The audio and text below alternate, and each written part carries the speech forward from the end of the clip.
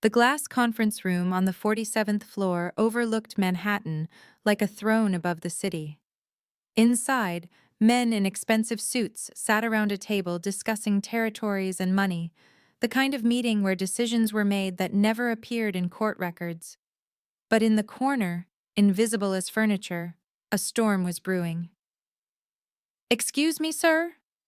The young maid's voice barely rose above the hum of the air conditioning as she approached the table where James Randall sat, his custom Italian suit probably costing more than her entire year's salary. He didn't look up from the document spread before him. His hand moved across the paper, signing something, and that's when she saw it. The distinctive tattoo on his inner forearm, an intricate nautical star with a date underneath, May 10th, 1999. Anna Preston swallowed hard, her heart pounding so loud she was sure the entire room could hear it. "Sir, I'm sorry to interrupt, but I noticed your tattoo." His cold gray eyes finally met hers, dismissive, annoyed. "And?" "My mother." Her voice cracked. "My mother has the exact same one. Same design, same date. She got it when she was in college." James Randall's face turned to stone. His jaw clenched. The room suddenly felt like all the oxygen had been sucked out of it. "What did you just say?" His voice was barely a whisper, but it cut through the tension like a blade. Anna's hands shook as she clutched the files she'd been delivering. "The tattoo. My mom. Her name is Maria Preston. She said she got it with someone she loved, but he disappeared. He left her." The pen slipped from James's hand, clattering against the polished mahogany table. Every head in the room turned, 6 men in suits, all watching, all dangerous. "That's impossible," he breathed, his face drained of color. "Maria. I tried to find her. She disappeared." Anna's eyes filled with tears, but her voice grew stronger.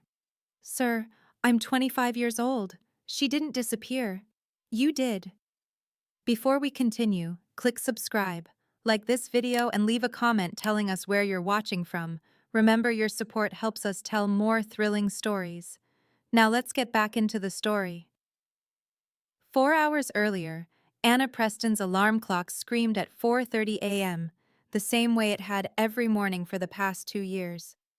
She slapped it silent and stared at the peeling paint on the ceiling of the studio apartment in the Bronx she shared with her mother. A far cry from the gleaming corporate towers of Midtown where she'd be cleaning offices today.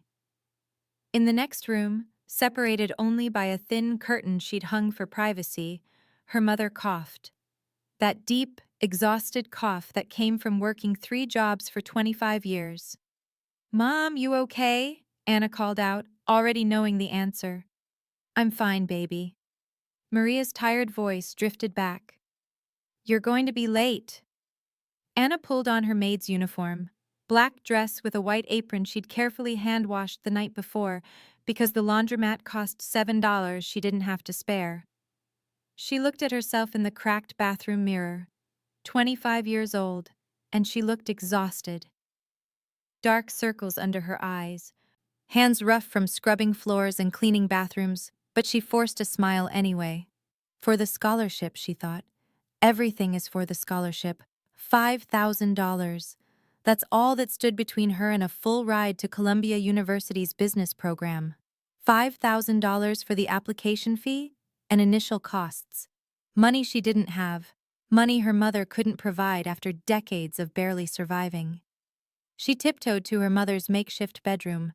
Maria lay there, thin from exhaustion, her once vibrant spirit dimmed by years of struggle. But even in poverty, even worn down, her mother was beautiful. "You working the executive floor today?" Maria asked, her eyes lighting up slightly. "Yeah, big meeting, some corporate types doing whatever they do." Anna sat on the edge of the bed, taking her mother's calloused hand. "Might get a chance to ask Mr. Henderson about overtime." Maria's eyes drifted to the window, where the first hints of dawn painted the sky gray. "You know, I used to dream about places like that. Before." She trailed off, her fingers absently tracing the faded tattoo on her shoulder. Anna had seen that tattoo her entire life, the nautical star, the date, May 10th, 1999. And she'd heard the story, or the parts her mother was willing to tell. A man, wealthy, from a different world. They'd met in college, fallen in love, gotten matching tattoos to symbolize their journey together. Then Maria got pregnant, and the man disappeared, leaving only money Maria refused to take and a tattoo she refused to remove. "You never told me his name," Anna said quietly. "Because it doesn't matter. He made his choice. We made ours." Maria squeezed her daughter's hand. "You're going to get that scholarship, baby. You're going to be everything I couldn't be." Anna nodded, swallowing the lump in her throat. "I know, Mom. I promise." She kissed her mother's forehead and headed out into the pre-dawn darkness, taking the subway to Manhattan, to the gleaming corporate building where she was invisible, where she cleaned and served and disappeared into the background while powerful people made decisions that shaped the world. But today, Anna Preston would become very, very visible, and a secret 25 years in the making would shatter a powerful man's carefully constructed life, revealing a daughter he never knew existed and a truth that would change everything. Anna Preston's life was measured in dollars and hours. Every morning at 4:30 a.m., every subway token, every meal skipped to save $3, every extra shift taken, all of it calculated toward one impossible number: $5,000.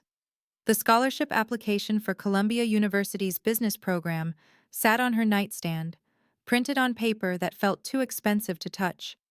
Full tuition, room and board, everything covered for 4 years. A ticket out of poverty, a chance at the life her mother never had. All she needed was $5,000 for the application fee and initial enrollment costs. She might as well have needed $5 million. Anna worked as a maid for Apex Corporate Services, cleaning the offices of Manhattan's financial elite. 40 hours a week at $15 an hour.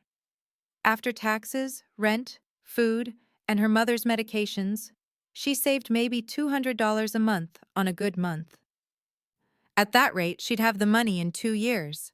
The scholarship deadline was in 6 weeks. She'd tried everything, applied for grants, denied, asked for payment plans, denied, looked into loans, denied for lack of credit history.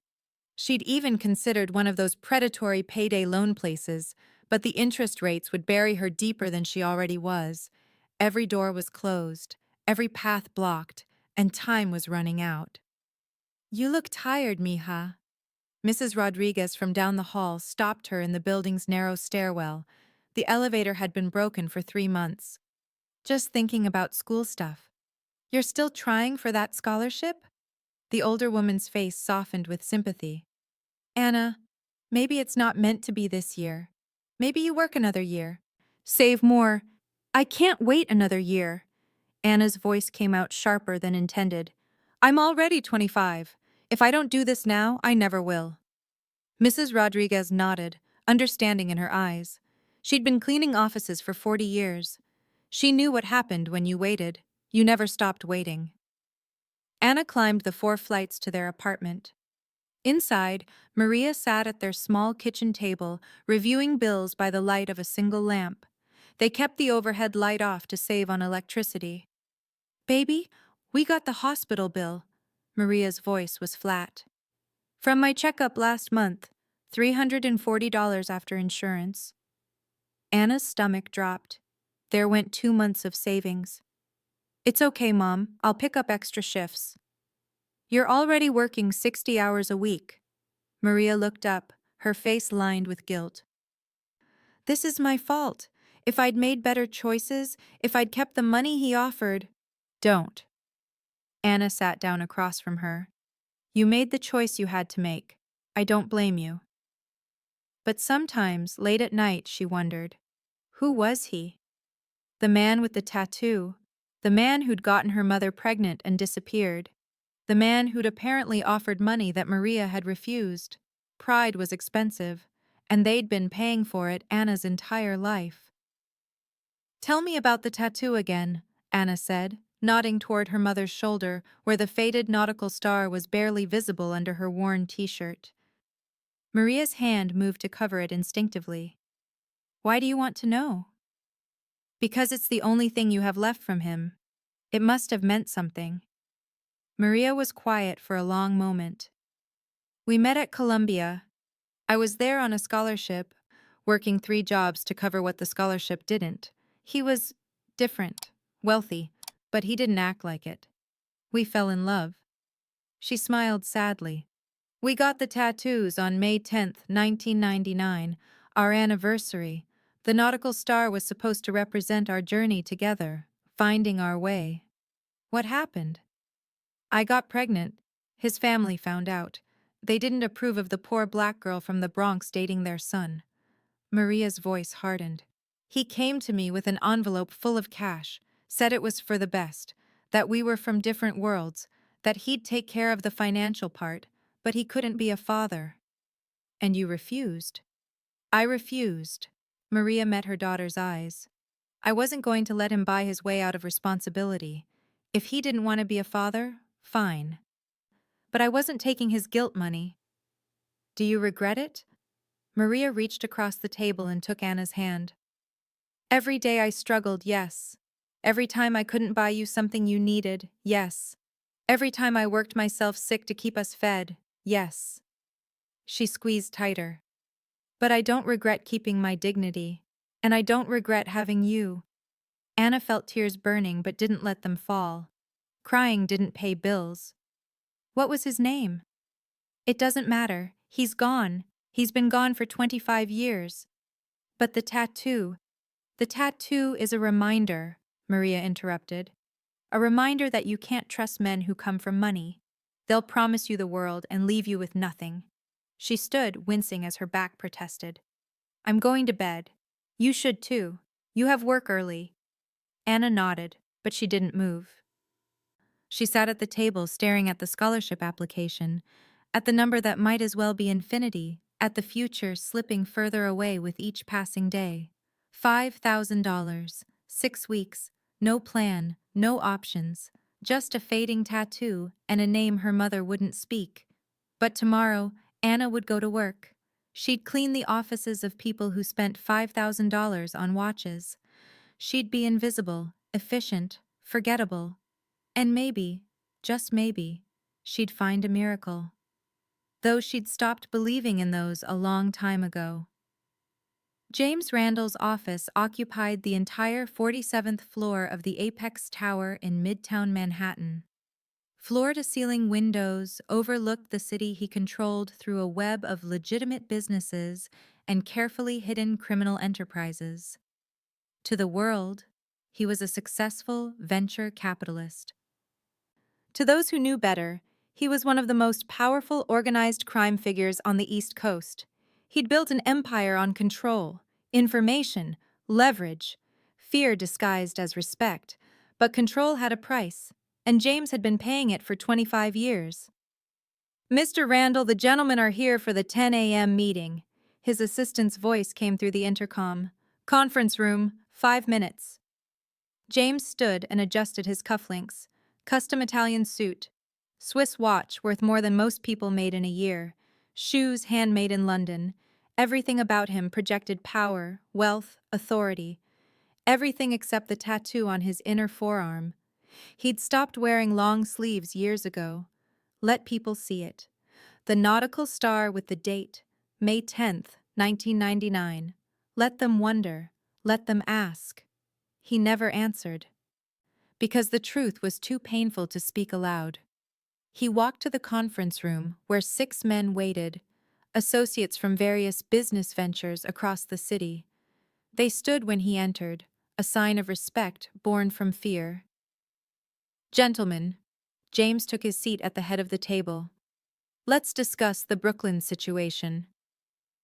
The meeting proceeded as meetings always did. Territory disputes, money flows, problems that needed solving. James listened, analyzed, decided. His word was law. No one questioned, no one challenged. This was his world, clean, ordered, controlled. But underneath, Always underneath was the void. He'd felt it for 25 years. An emptiness that money couldn't fill, power couldn't satisfy, control couldn't eliminate. He'd tried. God, he'd tried. Relationships that went nowhere, distractions that didn't distract, building an empire that felt hollow at the center, because she'd taken something with her when she disappeared, something he'd never gotten back. Maria. Even now, saying her name in his mind made his chest tighten. Maria Preston. The scholarship student from the Bronx who'd been everything his world wasn't. Genuine, kind, unbought. He'd fallen for her completely, stupidly, against every rule his family had taught him. And when she'd gotten pregnant, he'd panicked. Not because he didn't want the child, because he did, more than he'd expected.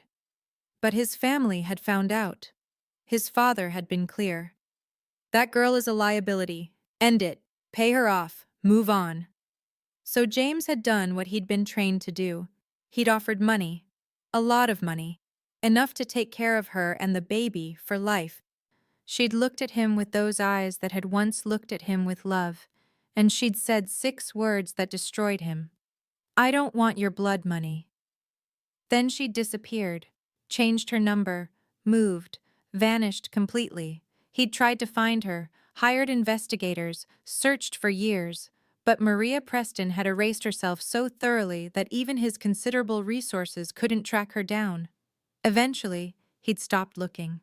Told himself she'd made her choice, that she was better off without him, that the child, he'd never known if it was a boy or girl, was better off not knowing their father was a criminal. But the void remained, the what-ifs, the might-have-beens, the family he'd traded for an empire that felt increasingly meaningless. Mr. Randall? James snapped back to the present. One of his associates was speaking, asking about approval for something. He nodded automatically, trusting his Lieutenant Victor to handle the details. His hand moved across the table, reaching for a document to sign, and he saw it again. The tattoo, the date, the promise he'd broken. They'd gotten matching tattoos on their 1-year anniversary, May 10th, 1999. The nautical star representing their journey together, finding their way through life as partners. Except they hadn't. He'd chosen his family's approval over her, chosen money and power over love, and she'd chosen dignity over his guilt payment. Both of them had been too proud, too young, too stupid to find a third option. And somewhere out there, maybe there was a child. 25 years old now. His child. Growing up without knowing their father. Without the resources James could have provided. Without the protection his name could offer. The thought haunted him, had haunted him for 2.5 decades. Sir, we need your signature on the Brooklyn transfer. James pulled himself back to the meeting. This was his reality. Conference rooms and power plays. Territory and money. Control, not love, not family, not the life he'd thrown away for this empire. He reached for the pen, his tattooed forearm visible on the polished table. The door opened. One of the building's maids entered quietly, carrying files for someone at the table. James barely glanced at her. Staff were invisible, furniture, background noise. But then she saw his tattoo, and everything he'd built for 25 years was about to come crashing down. Anna had cleaned the 47th floor dozens of times, but she'd never been inside during a meeting. The executive level was supposed to be serviced before 8 a.m. or after 6 p.m. when the powerful people were elsewhere. But Mr. Henderson, one of the junior executives, had forgotten critical documents in his office. And now, at 10:15 a.m., Anna was being sent to retrieve them and deliver them to the conference room. Just knock once, go in, hand them to Henderson, and leave, the floor supervisor had instructed. Don't speak unless spoken to. Don't make eye contact. Be invisible. Anna was good at being invisible. She'd had 25 years of practice. She took the elevator to the 47th floor, her maid's uniform crisp and clean, her hands steady on the manila folder. Inside were documents she couldn't read and wouldn't understand. Contracts worth millions, probably. The kind of money that solved all problems.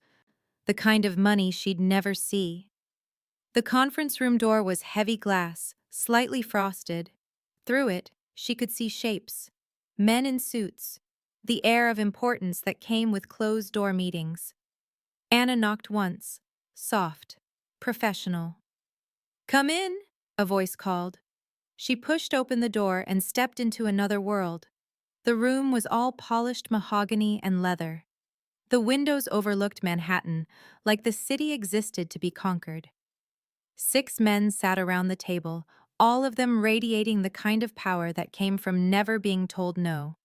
And at the head of the table, a man who made the others look like pretenders, James Randall. Anna had seen his picture in the building directory, but photographs didn't capture presence. He was maybe 50, with silver threading through his dark hair, sharp features, and eyes that assessed everything. His suit probably cost more than 3 months of her rent. "Henderson." She kept her voice quiet, professional. "Your files, sir." Henderson, a nervous-looking man in his 30s, reached out. "Thank you. That'll be—" "Wait." The voice came from the head of the table, cold, commanding. "You're one of the cleaning staff?" Anna's heart jumped. She turned slightly toward James Randall, keeping her eyes down. "Yes, sir. I'm sorry for the interruption." "It's fine, just—" He gestured dismissively, his hand moving across the table to point at something in the document before him. And Anna saw it. The tattoo. On his inner forearm, partially visible beneath his rolled shirt sleeve. An intricate nautical star, the design unmistakable even from across the room. And beneath it, in elegant script, May 10th, 1999. Anna's blood turned to ice. It couldn't be. It wasn't possible. There were millions of people in New York, thousands of tattoos. Coincidences happened. But that design, that exact design, that date, May 10th, 1999. The same tattoo her mother had spent 25 years hiding under long sleeves and high collars. The same date. The same nautical star with its 8 points representing direction, journey, finding your way. Anna's mind raced. Her mother's story played on repeat. "We got the tattoos on our anniversary, May 10th, 1999. He was wealthy. His family didn't approve. He offered me money and disappeared. This man, this powerful, dangerous man at the head of the table. Could he be— Is there a problem?" James's voice cut through her thoughts. "You're staring." Anna snapped her eyes away. "No, sir, I'm sorry. I'll leave." But her feet wouldn't move. Because if this was him, if this was the man who'd abandoned her mother, who'd left them in poverty while he built an empire, then he was also the man who could solve all her problems with a signature. $5,000. That's all she needed. $5,000 that was probably in his wallet right now. Money he'd never miss. The scholarship deadline. Her future. Her mother's decades of struggle. And the tattoo that proved who he was. "Girl, I said you can go." James's voice had an edge now. Impatience. Anna looked at him, really looked at him. At the expensive suit, the cold eyes, the commanding presence, at the tattoo that matched her mother's, at the man who'd thrown away his family for power. She should leave, should walk out, deliver the files, go back to being invisible. It was safer. Smarter. But 25 years of poverty spoke louder than safety. 25 years of watching her mother work herself to exhaustion. 25 years of him living in luxury while they struggled for rent money. Anna made a choice. "Sir, I'm sorry to interrupt, but—" Her voice shook. All 6 men were staring at her now. Henderson looked horrified. "I noticed your tattoo." The room went silent. James's eyes narrowed. "Excuse me?" "Your tattoo. The nautical star, May 10th, 1999. Anna's heart pounded so hard she felt dizzy. "My mother has the exact same one. Same design, same date." One of the other men at the table laughed nervously. Sir, do you want me to call security? But James wasn't laughing. His face had gone pale. His hand moved instinctively to cover the tattoo, but it was too late. She'd already seen it, already said it. What's your mother's name? His voice was barely a whisper. Anna swallowed hard. This was it. The moment that would change everything or get her thrown out on the street. Maria Preston? The pen dropped from James's hand, clattering against the table. The sound echoed in the silent room like a gunshot. The name hung in the air like smoke. Maria Preston. Two words that shattered 25 years of carefully constructed walls. Anna watched James Randall's face transform. The cold authority crumbled. His jaw went slack. His eyes, those calculating, dangerous eyes, filled with something she couldn't name. Shock, horror, recognition. He knows, she realized. He knows exactly who my mother is. Her mind flashed back to every conversation, every story her mother had reluctantly shared. The wealthy man from Colombia, the whirlwind romance, the matching tattoos on their anniversary, the pregnancy, the envelope full of cash, the disappearance. This man, James Randall, venture capitalist, corporate titan, the one her mother had loved, the one who'd walked away, the one who'd left them with nothing. Everyone out. James's voice was hoarse, unrecognizable from the commanding tone of minutes ago. Now. Sir, we haven't finished. Out! The word exploded from him. The 6 men scrambled from their chairs, grabbing files and briefcases. Henderson practically ran from the room, leaving Anna alone with the most dangerous man in Manhattan. The door clicked shut. Silence pressed down like a physical weight. James stood slowly. His hand braced against the table like he needed support. Maria Preston. He said the name like a prayer or a curse. She's alive? Of course she's alive. Anna's voice came out stronger than she felt. She's been alive this whole time, working 3 jobs, raising me alone, struggling every single day while you... She gestured at the opulent room, the view, the evidence of wealth beyond measure. While you built this. I looked for her. James moved closer, and Anna instinctively stepped back. For years, I hired investigators. I searched everywhere. She disappeared, changed her number, moved. I thought, his voice cracked. I thought she wanted nothing to do with me. She wanted nothing to do with your guilt money, Anna shot back. There's a difference. James's eyes locked onto hers, and she saw something that looked like pain. You're her daughter. I'm your daughter. The words came out before Anna could stop them. 25 years of absence compressed into 4 words. I'm 25 years old, born February 3rd, 2000. My mother was 7 months pregnant when you gave her that envelope and walked away. The color drained completely from James's face. He sank into the nearest chair like his legs wouldn't hold him anymore. 25. His hand moved to cover his mouth. I have a daughter. All this time, I have a daughter. Anna felt fury rising in her chest. Fury for every bill her mother couldn't pay, every meal they'd skipped, every winter without proper heat, every dream deferred because there was never enough money. You had a daughter. You chose not to have a daughter. You chose this instead. She gestured at the conference room, at the empire visible through the windows. So don't act surprised now. I didn't know. James looked up at her, his eyes red. I swear to God, I didn't know she was still pregnant. She told me her message said she'd lost the baby. Miscarriage, I thought... She lied. Anna's voice was flat. She lied because she didn't want your money. She didn't want anything from you. She wanted her dignity.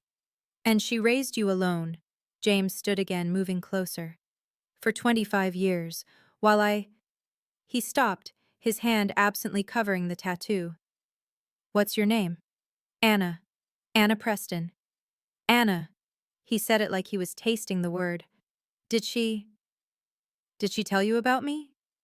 She told me enough. That you were from a different world. that your family didn't approve, that you offered money instead of love. Anna's hands clenched into fists. That you disappeared and never looked back. I looked back every single day. James's voice dropped to a whisper. Every day for 25 years. That tattoo. He held up his arm, showing the faded nautical star. I kept it as a reminder of the biggest mistake I ever made, walking away from her, from you. Pretty words, Anna said bitterly. But words don't pay rent. Words don't buy food. Words don't.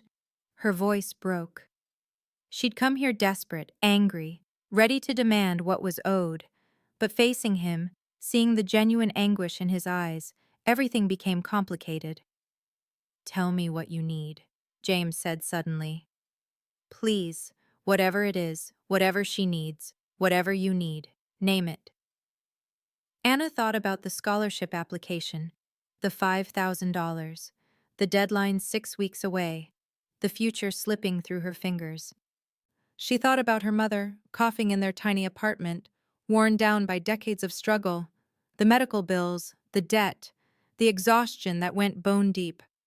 And she thought about this man who'd built an empire on the foundation of their suffering, who claimed he'd looked for them, but clearly hadn't looked hard enough.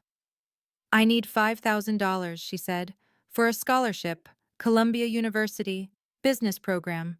Full ride if I can pay the application fee. James pulled out his phone without hesitation. Consider it done. What else? My mother's medical bills. She needs proper care. She's been putting off treatment because we can't afford it. Done. What else? Anna stared at him. Why are you doing this? James met her eyes, and she saw something raw and honest. Because I failed you 25 years ago. I chose wrong. And I've regretted it every single day since. He stepped closer. I can't give you back the childhood you should have had. I can't erase the suffering. But I can make sure you and Maria never struggle again. Please. Let me try to fix this. Anna wanted to say no. Wanted to throw his money back in his face the way her mother had. Wanted to hold on to the anger that felt safer than hope.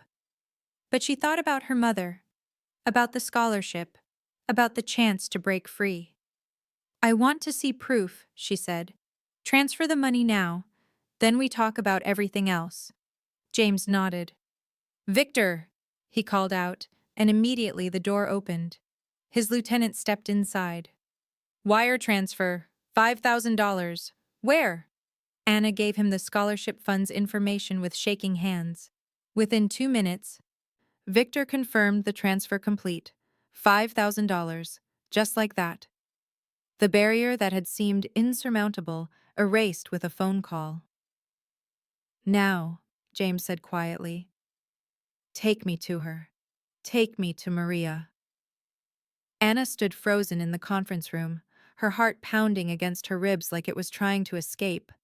The $5,000 was in the scholarship fund's account. She'd checked her phone 3 times to make sure it was real. Real money, real chance, real future. But James Randall wanted something in return, not legally, not as a transaction, but as a reckoning. Take me to her, he'd said. Take me to Maria. Anna looked at this man, this stranger who was her father, and felt the weight of what she'd started. She'd opened a door that had been sealed for 25 years. There was no closing it now. She doesn't know I'm here, Anna said quietly. She doesn't know I found you. She will soon enough. James's voice was steady now, the shock transforming into something harder, determination. I need to see her. I need to... He stopped, his jaw working. I need to apologize, face to face, for all of it. She might not want to see you. I know, but I'm asking anyway. He looked at her, really looked at her, and Anna saw her own eyes reflected back. The same shape, the same intensity. Please, give me a chance to make this right. Anna thought about her mother, about the bitterness that lived in her voice when she mentioned him, about the tattoo she refused to remove but also refused to explain, about 25 years of anger and hurt. If I take you to her and she tells you to leave, You leave. Immediately. No arguments. Agreed. And the money, the scholarship, the medical bills, that doesn't change. Whether she forgives you or not, whether she wants you in our lives or not, that money stays. It's not leverage. James's expression hardened. I'm not trying to buy forgiveness, Anna. I'm trying to fix what I broke. Just making sure we're clear. We're clear. He grabbed his coat from the back of his chair. Victor, reschedule everything today. Cancel the Brooklyn meeting. Move tomorrow's appointments. I'll be unavailable. Victor appeared in the doorway, his face carefully neutral despite surely having overheard everything. Yes, sir. Should I arrange security? No, this is personal. James turned to Anna. Where does she live? Anna hesitated. Giving him the address felt like betrayal. But he'd already proven he could find them if he wanted to. He had her employment records after all. And the money was already transferred. The deed was done. The Bronx, Fordham Heights. James didn't blink at the neighborhood's reputation. My car is downstairs. Let's go. I need to clock out. Tell my supervisor. You're done working here, James interrupted. As of right now, you're on indefinite paid leave. I'll handle it with your supervisor. You can't just... I own this building, Anna. I can do whatever I want. His voice softened. Please, let me do this much, at least. Anna nodded, feeling the surreal nature of it all. 24 hours ago, she was counting pennies. Now, a mafia boss was her father, and her money problems were solved with a phone call. They took the private elevator down to the parking garage. James's car was exactly what Anna expected. A black Mercedes with tinted windows and a driver who didn't ask questions. The drive from Midtown to the Bronx took 40 minutes in midday traffic. They sat in silence, James staring out the window, Anna checking her phone obsessively. The scholarship fund had confirmed receipt. $5,000. Her future secured. But at what cost? What was she like? James asked suddenly. As a mother, was she happy? Anna considered lying, considered softening it, but he'd asked for the truth. She was exhausted. She worked 3 jobs, cleaning offices, overnight shift at a hospital, weekend shifts at a retail store. She made sure I had everything I needed, but there was never enough left over for her. Anna's voice tightened. She's 48 years old and she looks 60. That's what 25 years of single parenthood in poverty does to a person. James closed his eyes. I did that to her. Yes, you did. And she never reached out? Never asked for help? Pride doesn't ask for help. You should understand that. You built an empire on it. The car pulled up to Anna's building. 4 stories of worn brick, graffiti on the walls, trash on the sidewalk. James stared at it like he was seeing a foreign country. She's lived here for 25 years? 17 years. We moved here from somewhere worse.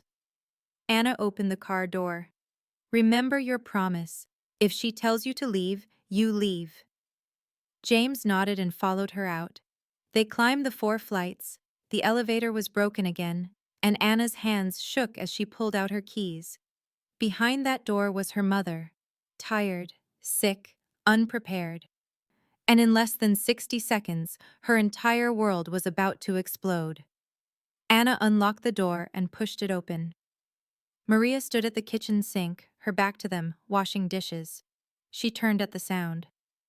Anna, baby, you're home early. Did something? Her eyes landed on James. The dish slipped from her hands and shattered in the sink. 25 years of silence shattered with it. Get out! Maria's voice came out raw, barely recognizable. Get out of my house! James stood in the doorway, frozen. His mouth opened, but no words came. Mom, Anna started. Did you bring him here? Maria's eyes snapped to her daughter, betrayal written across her face. Did you? How did you even? I saw his tattoo.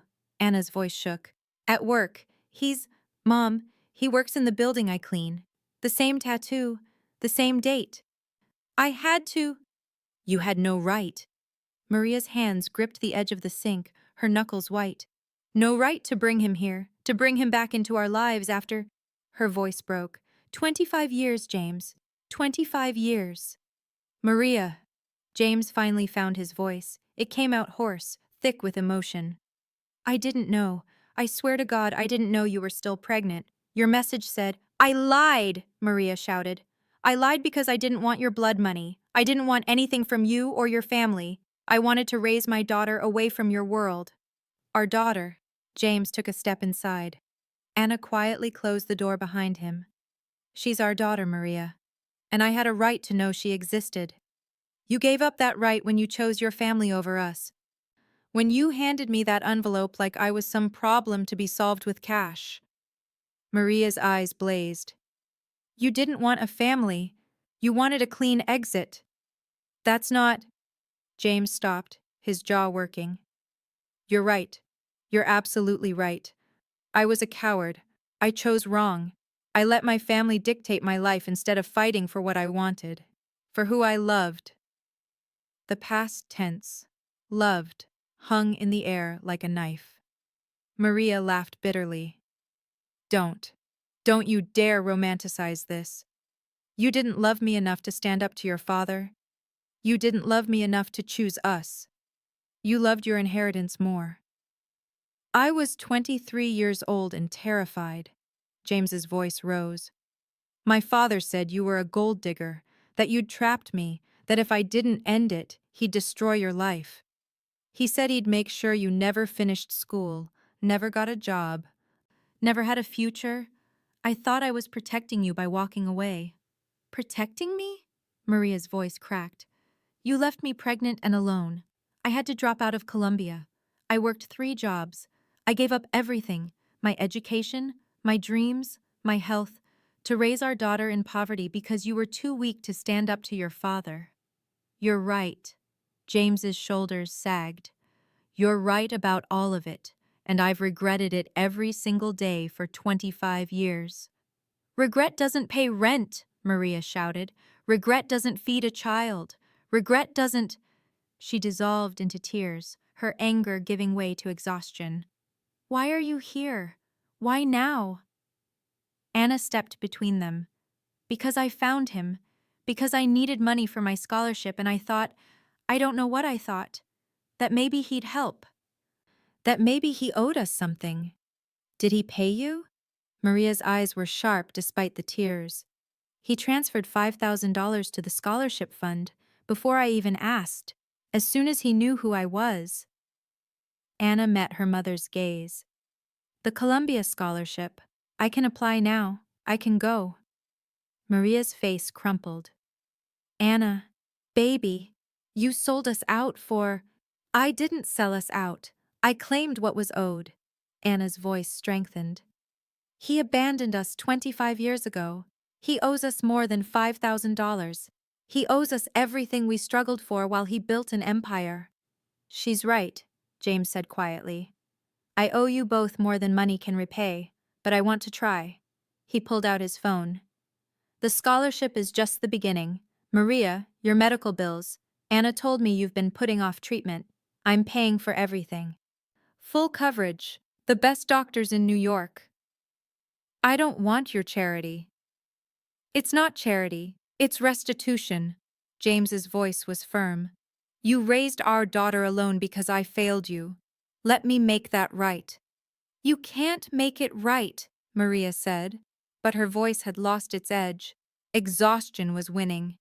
You can't give us back 25 years. No, I can't.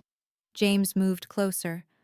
But I can make sure the next 25 years are different. For both of you. He turned to Anna. You want to go to Columbia? You're going. Full tuition, room and board, living expenses, everything covered. And when you graduate, if you want it, you have a position in my organization, the legitimate side, real business, real career. Anna stared at him. Why would you do that?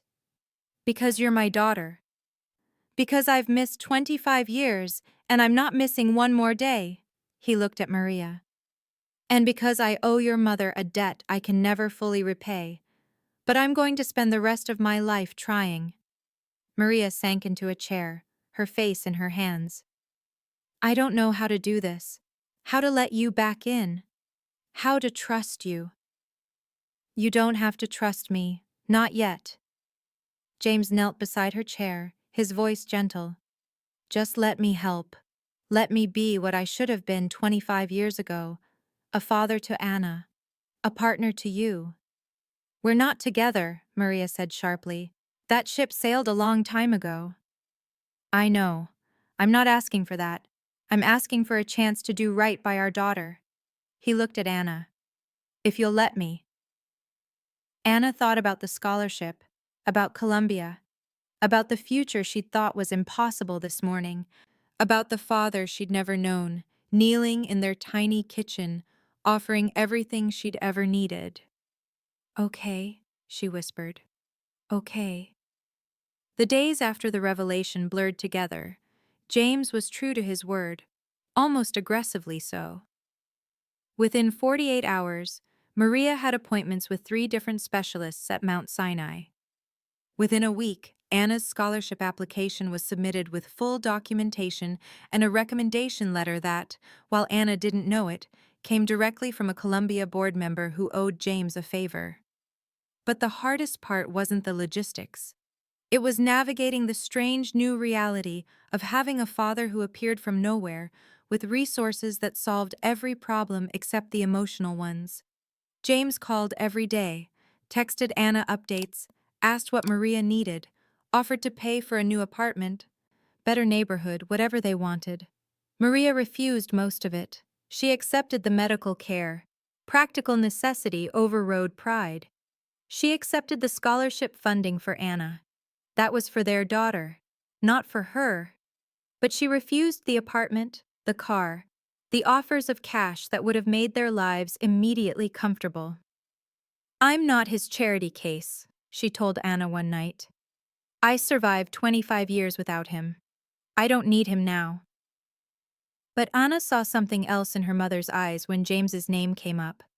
Something that looked like unresolved feelings. Not love exactly, but not hate either. Something complicated. 2 weeks after the confrontation, James showed up at their apartment with a proposal.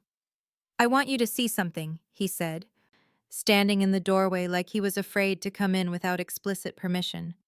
Both of you, please. Maria crossed her arms. What? My office, my building, the world I built. He looked at Anna. You worked there for 2 years and never saw past the lobby and the floors you cleaned. I want you to see everything, to understand what your future could look like. I don't want your future, Anna said carefully. I want my own. I know, but Columbia is expensive. Living in the city is expensive, and when you graduate, you'll need a job, a real career. James's voice was earnest. I'm offering you an opportunity, not because you're my daughter, though you are, but because you're smart, driven, and you've survived things that would have broken most people. That's the kind of person I want in my organization. The legitimate organization, Maria added sharply. Not the other side. The legitimate side, James agreed. I've been transitioning away from the criminal enterprises for years. It's slow work, but I'm building something legal, something sustainable. Real estate development, venture capital, legitimate businesses. That's the future. Anna looked at her mother. Maria's expression was unreadable. One visit, Maria said finally. We see your empire. Then we decide what happens next. James's face lit up. Thank you. My car is downstairs. The Mercedes was waiting, the same one from 2 weeks ago, but this time the drive wasn't tense with revelation. It was heavy with possibility. James sat across from them, his hands folded. I need to explain something. About what happened. About why I left. We know why you left, Maria said coldly. Your family didn't approve. It was more than that. James's voice was quiet. My father was controlling, violent. He built his empire through fear, and he ruled our family the same way. When he found out you were pregnant, Maria, he didn't just disapprove. He threatened to destroy you, have you arrested on false charges, ruin your scholarship, make sure you'd never work in this city again. Maria's face paled. You never told me that. I was ashamed. I thought if I gave you money and walked away, he'd leave you alone, that you'd be safe. James's jaw tightened. I thought I was protecting you by disappearing. Instead, I just abandoned you. You should have fought for us, Maria whispered. I know. I was 23 and terrified and weak. And I've spent 25 years becoming strong enough that no one can ever threaten the people I love again. He looked at Anna. I can't change the past, but I can make sure your future is different. That you never have to clean floors or skip meals or worry about money.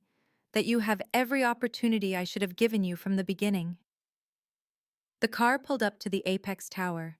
They took the private elevator to the 47th floor, and James led them through the space Anna had only seen as a maid.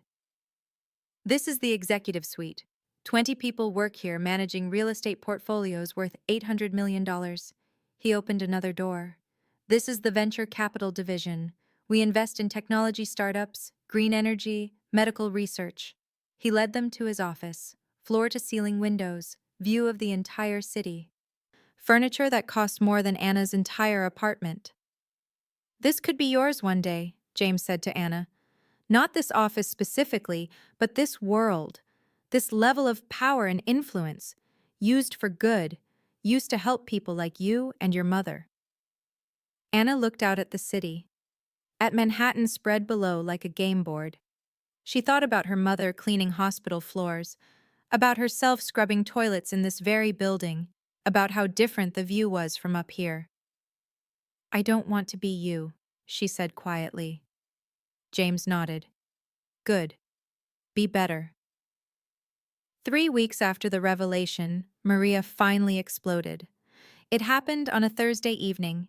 James had been coming by the apartment regularly, bringing groceries, asking about Anna's scholarship progress, trying to build something that resembled a relationship. He was careful, respectful, never pushing too hard. But Maria's patience had limits. Stop, she said suddenly, cutting him off mid-sentence about a doctor's appointment he'd arranged. Just stop. James set down the bag of groceries he'd been unpacking. What's wrong? What's wrong? Maria's voice rose. You show up here every other day with your expensive car and your solutions to problems you created, and you expect me to just, what, forgive, forget, welcome you back like 25 years didn't happen? Anna, who'd been in her room studying, appeared in the doorway. Mom. Not now, Anna. Maria's eyes never left James. Your father and I need to have a conversation we should have had 25 years ago. James straightened, his jaw tight.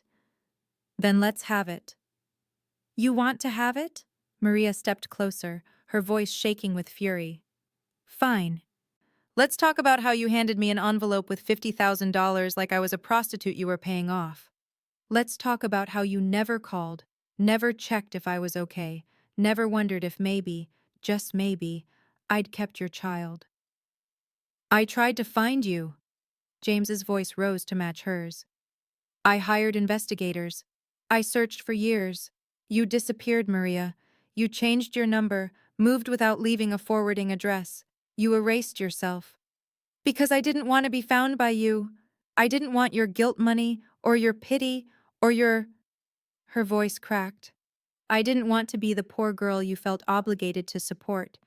I wanted to do it myself, to prove I didn't need you. And where did that get you? James gestured at the tiny apartment, the peeling paint, the second-hand furniture. 25 years of struggle, 3 jobs. Your health destroyed.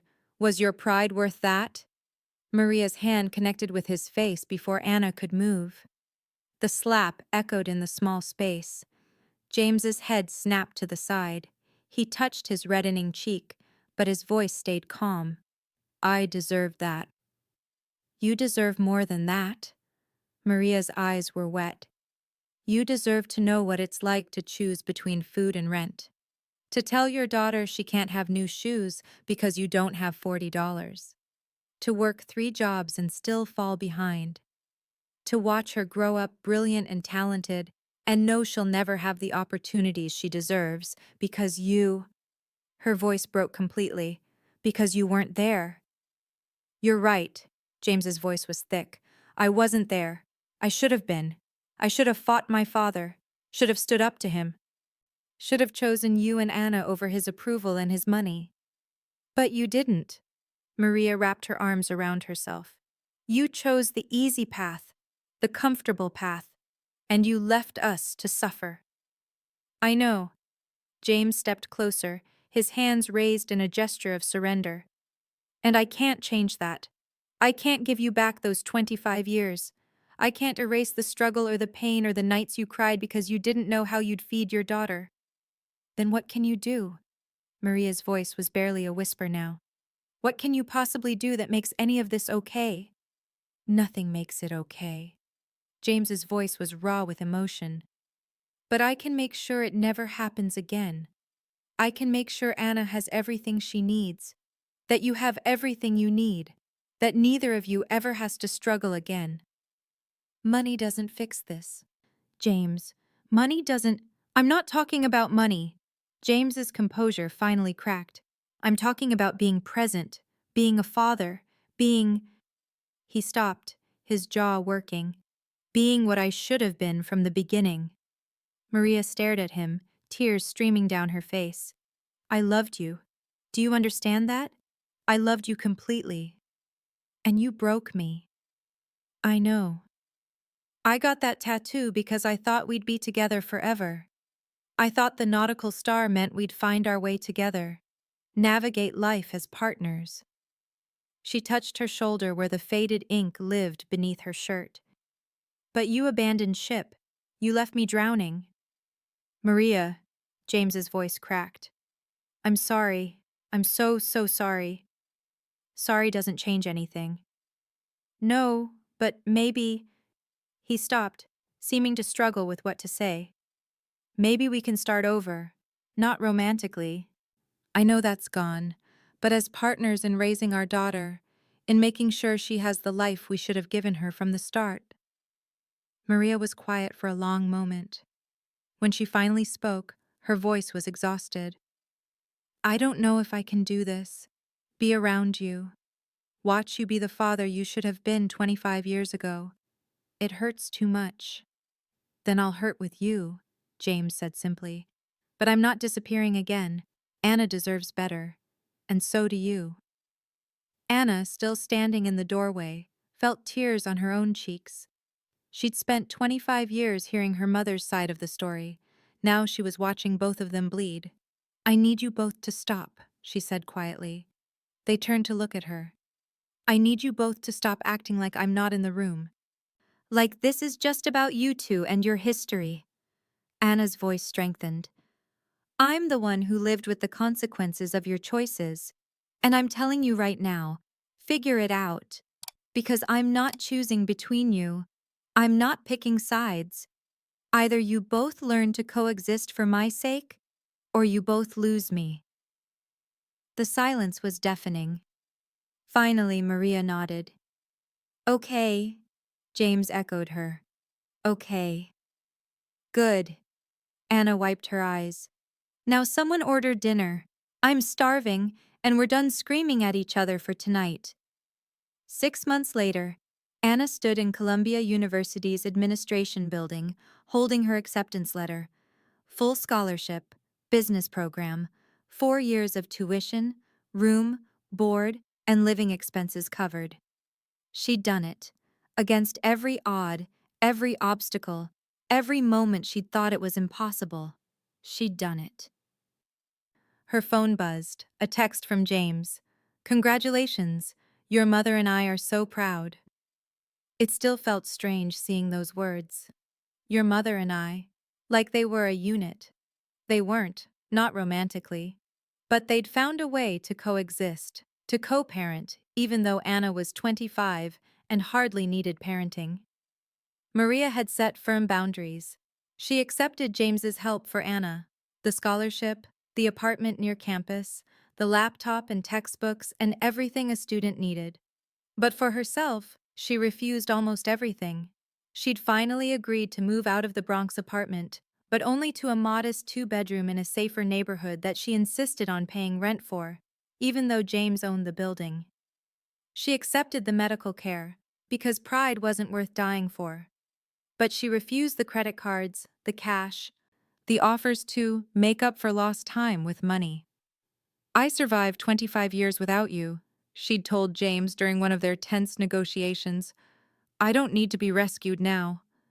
But she'd agreed to something else, something that surprised everyone. Anna walked into the small office space in Brooklyn, her mother and James already waiting. The sign on the door read, "The Maria Preston Scholarship Foundation." "What is this?" Anna asked, though she'd started to guess. James gestured to the modest but clean space. "Your mother and I talked.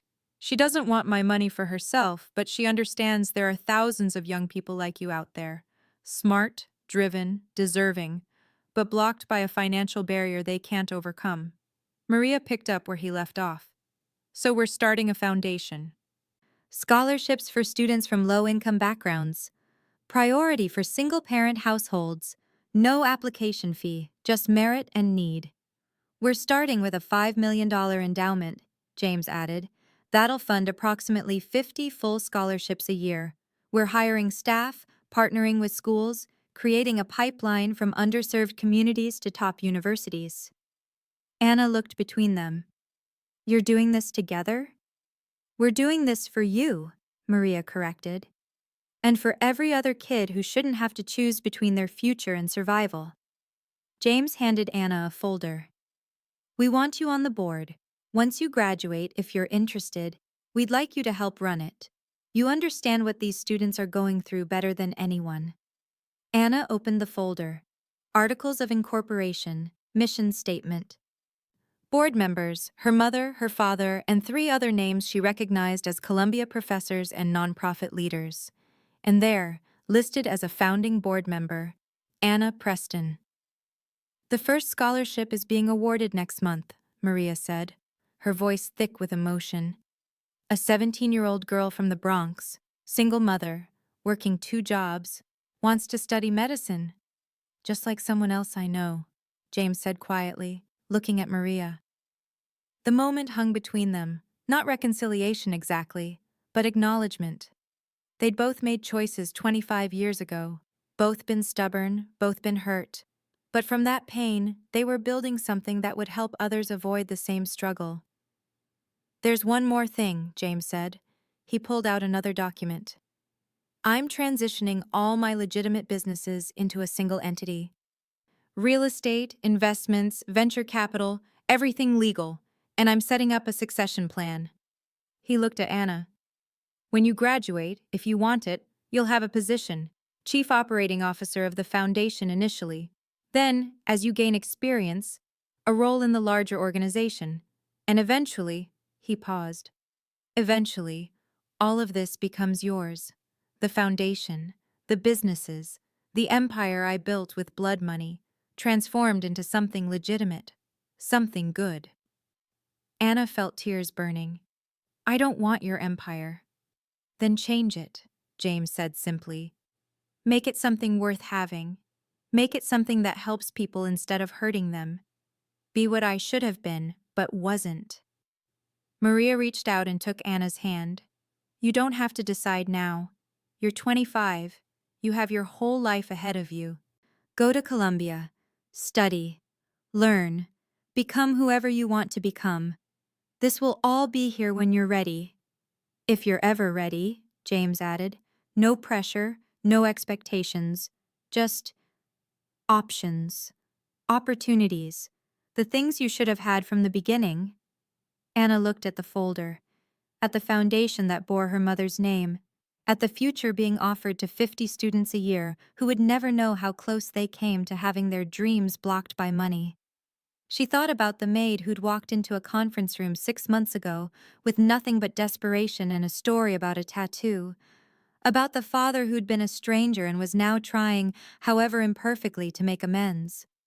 About the mother who'd sacrificed everything and was finally, accepting that she didn't have to carry the weight alone.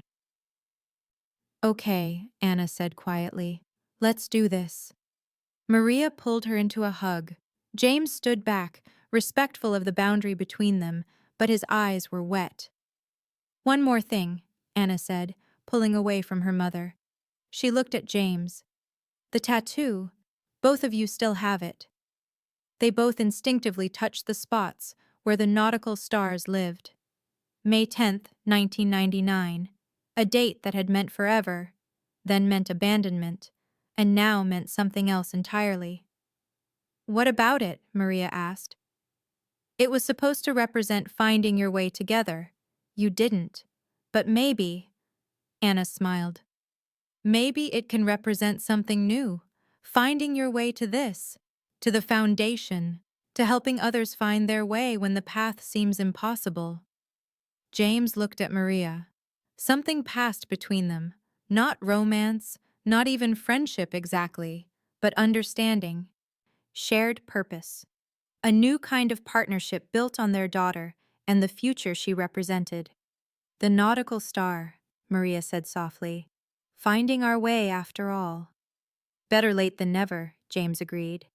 And there, in a small office in Brooklyn, three people with a complicated past began building a different future. Not perfect, not without pain, but honest, real, and filled with the possibility of redemption, one scholarship at a time. Anna Preston, the maid who'd said 5 words that changed everything, was going to Columbia University. And behind her, clearing the path, were the two people who'd created her, finally working together to make sure no one else's daughter had to fight as hard as she had. The tattoo that had torn them apart was now the symbol of what brought them back together. Not love. Not family in the traditional sense, but something just as powerful. Shared purpose, hard-won forgiveness, and the commitment to turn past mistakes into future hope. The Maria Preston Scholarship Foundation opened its doors the following month, and 50 students who'd been told their dreams were impossible learned that sometimes miracles came from the most unexpected places, sometimes from a tattoo, sometimes from truth, sometimes from the courage to speak up when staying silent was safer. Anna had spoken up, and everything had changed. Thank you for watching this story to the end. If you enjoyed this story, you will surely love the next one.